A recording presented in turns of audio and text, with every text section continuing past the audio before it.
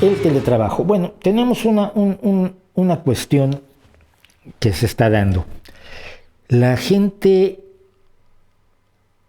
está volviendo a trabajar después de teletrabajar. Las empresas están diciendo, bueno, ya terminó lo peor de la crisis, que insisto, la pandemia va a seguir, vamos a tener que convivir con ella, háganse a la idea, ni se empiecen a creer que vamos a volver a como estábamos, no vamos a volver, así como seguimos teniendo sexo con condón, porque la pandemia del SIDA sigue allí, simplemente está controlada. Bueno, entonces las empresas han dicho, regresamos al trabajo, los quiero a todos de vuelta en la oficina. Y yo, que soy tonto, y muchos expertos en teletrabajo que no lo son, han dicho que eso es perfectamente idiota. Esta forma de trabajo que también le llaman virtual, híbrido, remoto y dinámico, tiene un enorme valor social. Y cuando se hablaba de teletrabajar, la gente te miraba y decía, bueno, no, pero no se va a poder, la gente no se va a acostumbrar, esto no se puede hacer. Y lo que ahora descubrimos que sí se puede, que la gente se acostumbra y todo eso, y que nos presentamos con nuestro traje y estamos en pijama por abajo, ¿no? Yo no, cuidado, yo traigo vaqueros, pero mucha gente hace los Zooms con chándal o con pants o con pijama o en shorts o en paños menores. Eso sí, muy serios, de aquí para arriba. Bueno, ya vimos que se puede hacer. Yo recuerdo una de las viñetas que se hicieron a lo largo de este año, era una junta, una reunión de personas de la alta directiva de una empresa discutiendo, oye, ¿y cómo vamos a saber si la gente está realmente trabajando cuando la tienes en teletrabajo en sus casas? Y dice uno, bueno, quizás podemos usar un software espía, no exigirles que tengan encendida la cámara todo el tiempo. Hay un programa de inteligencia artificial para valorar qué tan rápido están trabajando, a ver si los teclazos son suficientes. Y uno dice, ¿y qué tal que valoramos si se está haciendo el trabajo? Si el trabajo se está haciendo, la gente está trabajando, está teletrabajando correctamente. Yo hace muchos años, yo tuve una suerte enorme, siempre lo digo. Luego cuando la gente dice, yo quiero que me pase lo que a ti, pues yo también quería, pues no sabía que me iba a pasar. Mira, uno de mis primeros empleos fue como productor, y de los que más me marcó, no solo de mis primeros, sino mi último empleo en serio en la vida fue como productor y programador de programas audiovisuales, de programas que se hacían con diapositivas, porque el vídeo era muy caro, esto ya lo he contado. No podías hacer vídeos como se hacen ahora, y entonces se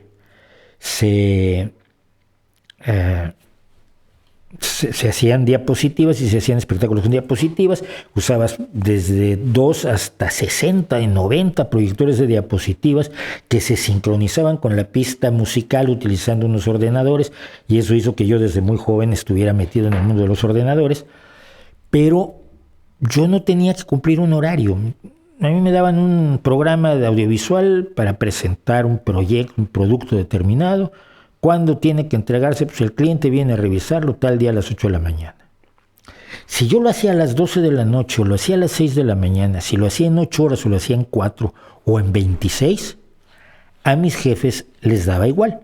Lo que les importaba era que a las 8 de la mañana, el día que llegaba el cliente a revisarlo, el programa estuviera listo para que lo pudiera ver.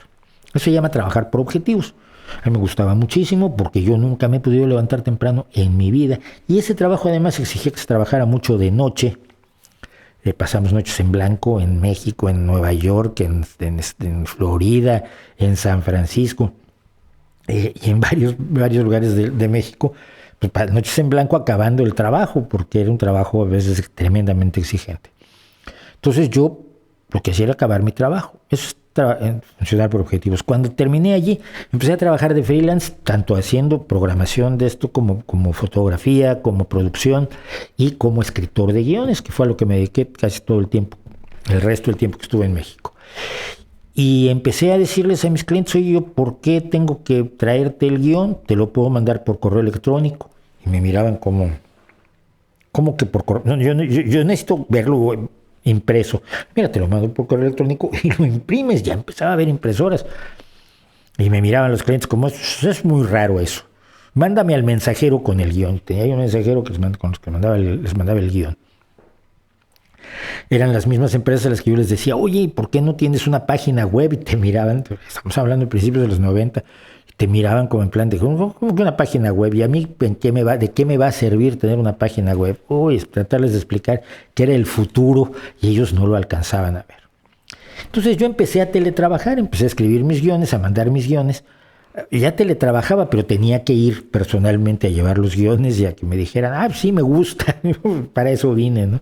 Crucé la mitad de la Ciudad de México con el tráfico que tiene la Ciudad de México para que me dijeras, ¡ay, qué bien! Que me lo podías haber dicho por teléfono. Y yo empecé a teletrabajar. Desde que estoy en España me dedico a la traducción, sobre todo, escribo para un periódico, para el correo, pero me dediqué a la traducción y trabajo para empresas en las que nunca me han visto.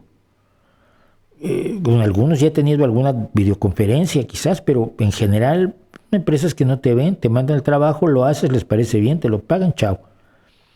Yo empecé a hacer esto hace 22 años. Y hace 22 años el concepto mismo de teletrabajo no existía como tal. ¿Qué es lo que pasa ahora? Hemos descubierto que el teletrabajo tiene un montón de ventajas. Por ejemplo, las madres trabajadoras no tienen que ir a la oficina. O no tienen que ir a la oficina 5 días a la semana, pueden ir 1 o 2.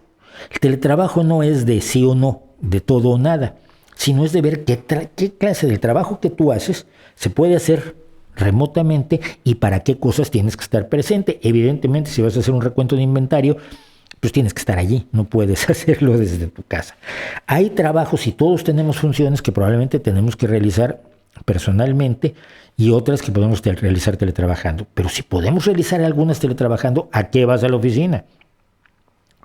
Si tu trabajo es manual, evidentemente tienes que ir al taller, pero también te tienen que dar la oportunidad de teleestudiar, porque el que puede teletrabajar está teniendo una ventaja sobre ti, el trabajador administrativo, de oficina, creativo, etcétera.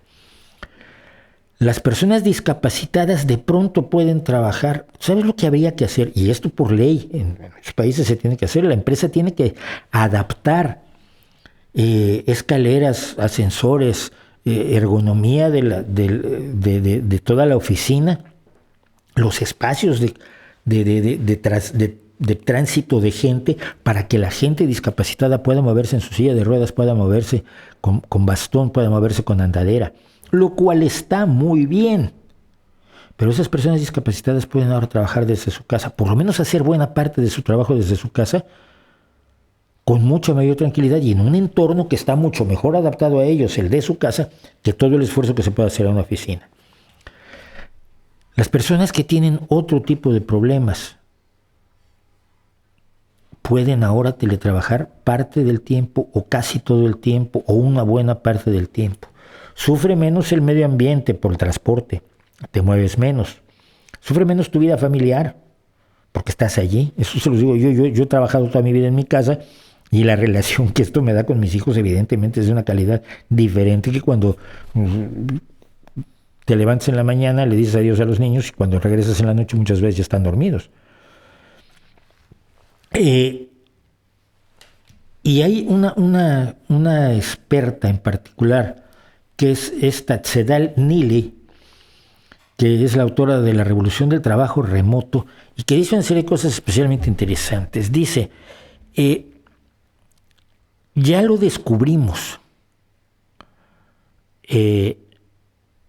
y al haberlo descubierto, volver al pasado resulta ridículo.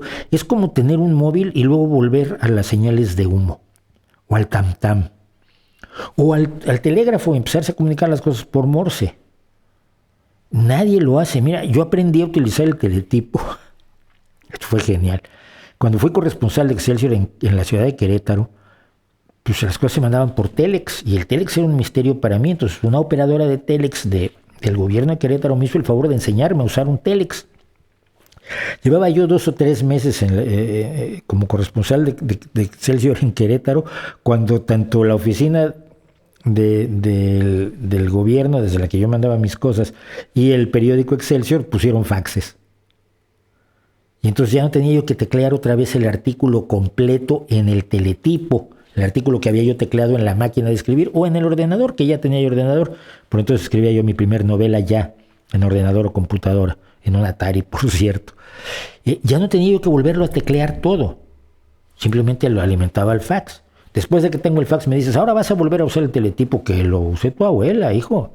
No, es absurdo. Y ahora que hemos descubierto lo que es el teletrabajo, es absurdo regresar a él.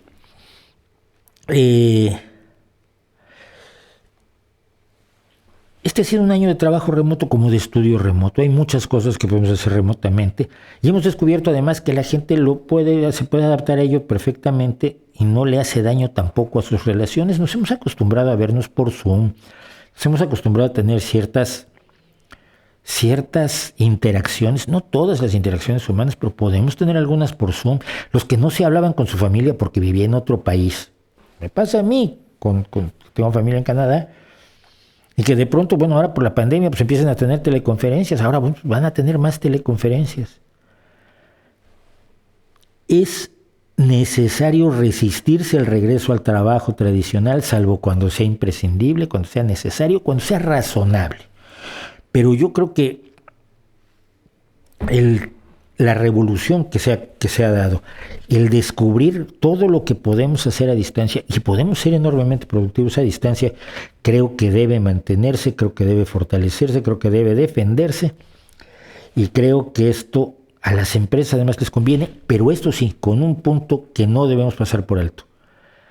Las empresas deben pagar parte del alquiler del espacio que el trabajador usa en su casa, deben pagar parte del ordenador, computador, equipo informático que el trabajador usa en su casa, pagar parte de la línea telefónica, pagar parte de la conexión a internet, porque todo eso lo está poniendo el trabajador para la empresa, para beneficio de la empresa y por lo tanto también para beneficio del trabajador, pero por tanto el gasto debe ser compartido y esto es importantísimo porque se les ha olvidado muy convenientemente a muchas empresas que cuando tú andas en auto por motivos de la empresa, andas en un auto de la empresa. Cuando viajas a otro lugar por motivos de trabajo, el billete de avión lo paga la empresa, el hotel lo paga la empresa, tus comidas las paga la empresa. Y cuando estás trabajando en tu casa, los implementos, herramientas y espacios de trabajo que estás poniendo, tiene que pagarlos en parte, al menos,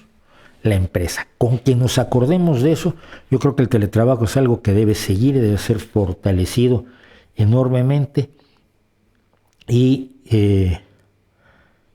no regresar a las oficinas. Las oficinas son horrorosas.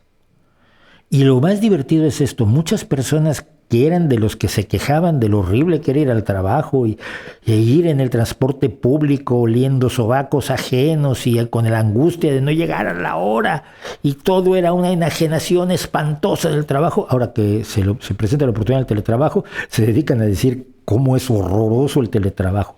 Viven del escándalo y de la angustia y de la indignación gratuita y no aprecian lo benéfico de nada, porque todo tiene un lado negativo, pero algunas cosas tienen más lados benéficos que negativos, y yo creo, sinceramente, que el teletrabajo es una de ellas. ¿Por qué creo que las empresas se resisten ahora al teletrabajo? ¿Por los gastos? No, yo creo que es una inercia boba. La gente tuvo que dejar de venir a la oficina, bueno, por una emergencia, vale, ya terminó la emergencia, pues que vuelvan. Yo creo que en el momento en que por lo menos las empresas inteligentes, o las empresas dirigidas o conducidas, gestionadas por gente pensante, lo analicen, muchas van a decir, no, ¿para qué? Pero es que es una inercia, vamos a volver a como estábamos antes. Como si antes estuviéramos bien y ya se nos olvida de lo que mucho que nos quejábamos de cómo estábamos cuando estábamos antes. Entonces yo creo que hay ahí sobre todo inercias muy humanas, ¿no? La resistencia al cambio es desafortunadamente muy humana. La gran mayoría de la gente de la tribu no quiere saber qué hay detrás de aquella montaña. El que nos amplía los conocimientos siempre es el raro de la tribu que dice, oye, ¿qué hay allá atrás? No sé, pero los dioses dicen que no visites allá. ¿Por qué? ¿Qué tiene? No sé, los dioses dicen que no debes conocerlo. Hombre, pero ¿y qué tal que hay fruta rica allá? No, los dioses dicen que no vayas. Entonces, pues siempre hay uno que dice, yo voy de todos modos. Y esos pocos aventureros son los que empujan el progreso de toda la humanidad y que disfrutamos todos los que no somos los pioneros ni en ir al otro lado de la montaña ni en todas las demás cosas pioneras que el ser humano ha hecho. ¿Cree usted que lo que falta es legislación para reglamentar el teletrabajo sin sobrecargas de trabajo? Las sobrecargas de trabajo ya están legisladas. No debe haber sobrecargas de trabajo. No tienes que hacer una ley especial para todo.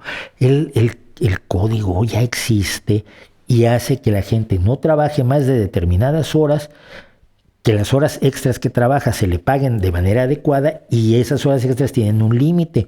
Si se está violentando en el trabajo tradicional y se está violentando en el teletrabajo, se aplica la misma ley o se debe aplicar la misma ley. En España no se aplica en muchos casos, pero no es porque la ley esté mal, no es porque necesitamos nuevas leyes. Esa idea de las nuevas leyes para todo a veces no vale la pena.